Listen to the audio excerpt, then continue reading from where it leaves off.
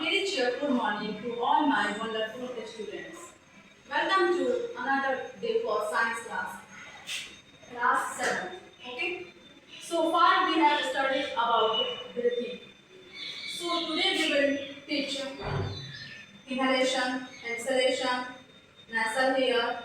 But before this, we will teach about lungs. Okay. The organ through which breathing in human beings takes place is called lungs.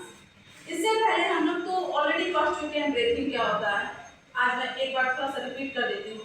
Breathing वही inhalation of oxygen, oxygen का लेना, and exhalation of carbon dioxide. Inhalation मतलब लेना अंदर, क्या चीज लेना, oxygen. Exhalation मतलब रिलीज, कार्बन डाइऑक्साइड का रिलीज करना. That is called breathing. But कभी आप लोग ने कभी सोचा, हैव यू एवर थॉट कि where oxygen goes in our body? हम ऑक्सीजन हमारे बॉडी में कहाँ जाता है? जैसे हम लोग लिए सांस, ऐसे लिए सांस, तो ये सांस हमारे बॉडी के किस ऑर्गन में गया? किस ऑर्गन में गया? वो गया लंग्स में, जिसको हम लोग बोलते हैं फेफड़ा. वही यहाँ है. The organ through which breathing in human beings take place is called lungs. Oxygen हम लोग लिए, वो हमारे लंग्स में जाता है. लंग्स में गया.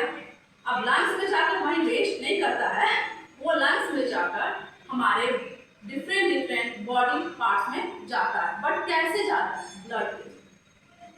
समझ में आया? अब हम लोग पढ़ेंगे डिटेल में इनहेलेशन.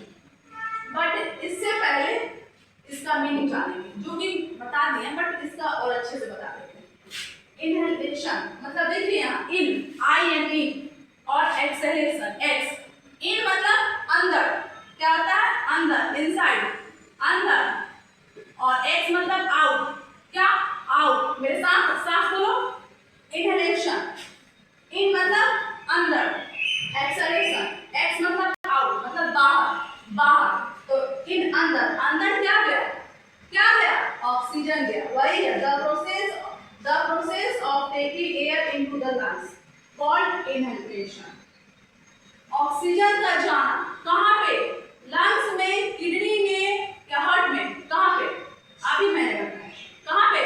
लंग्स में. लंग्स में जाना है. तो that process is called what? Inhalation. Okay. Exhalation is the process of breathing out. Breathing out मतलब बाहर air rich in carbon dioxide from the lungs to the outside. मतलब carbon dioxide का हमारे बॉडी से बाहर निकलना. बट हमारे body के किस ऑर्गन से निकलना? किस ऑर्गन से? लंग्स से. लंग्स से कार्बन डाइऑक्साइड का रिलीज होना, दैट इज कॉल्ड एक्सहेलेशन. और सिंपली आप लोग जान लो कि लंग्स का काम क्या होता है. लंग्स का काम होता है एक्सचेंज ऑफ गैसेस. लंग्स का क्या काम होता है? लंग्स का काम हुआ exchange of gases. Exchange of gases. कौन सा गैसेस? अभी मैंने बताया. कौन सा गैसेस? बोलो. Oxygen O2 and carbon dioxide, ये दो गैसेस का एक्सचेंज करना. ये किसका फंक्शन है? ये लंग्स का फंक्शन है. आई होप यहाँ तक मैंने जो बताया है आप लोगों को याद भी हो गया. तो एक्सचेंज ऑफ गैसेस. कौन सा गैसेस? O2 and CO2. याद रखना, O2 एंड CO2. ओके. सो अब हम लोग पढ़ेंगे नेसल हेयर.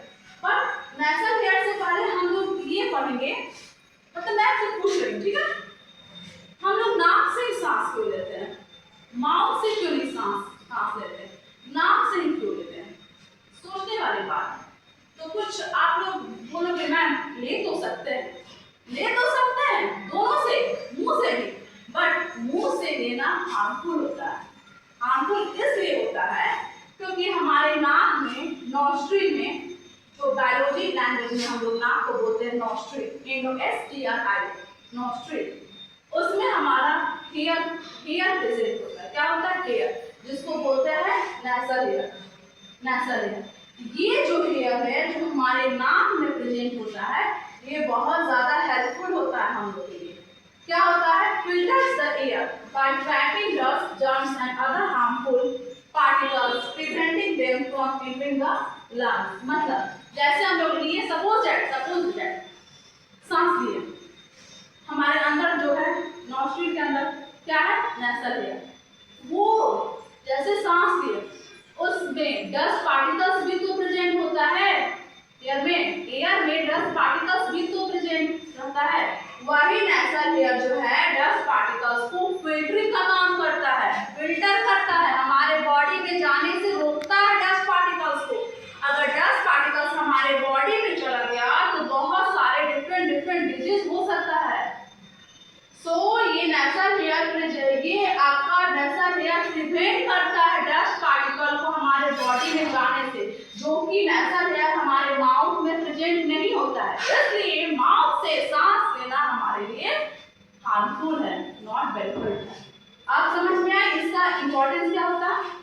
ठीक है, तो हम लोग पढ़ चुके हैं, रेस्पिरेशन पढ़ चुके हैं, एरोबिक रेस्पिरेशन पढ़ लिए, एनारोबिक रेस्पिरेशन पढ़ लिए, एरोबिक एंड एनारोबिक रेस्पिरेशन का इक्वेशन पढ़ लिए, फिर ब्रीथिंग पढ़ लिए, फिर उसके बाद लंग्स के बारे में जान गए, फिर इनहेलेशन पढ़ चुके हैं, एक्सहेलेशन पढ़ चुके हैं, नेसल एयर पढ़ चुके हैं, यहाँ तक। ठीक है, तो इसी से रिलेटेड जो मैंने अभी तक पढ़ाया उसी से रिलेटेड आप लोगों को मैं होमवर्क दी हूँ, जो पेज नंबर 42 में होगा।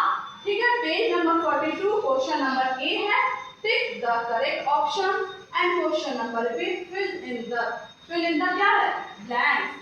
So you have to write in fair copy, and after you open the school I will check it. So that's all for today. Thank you and have a nice day.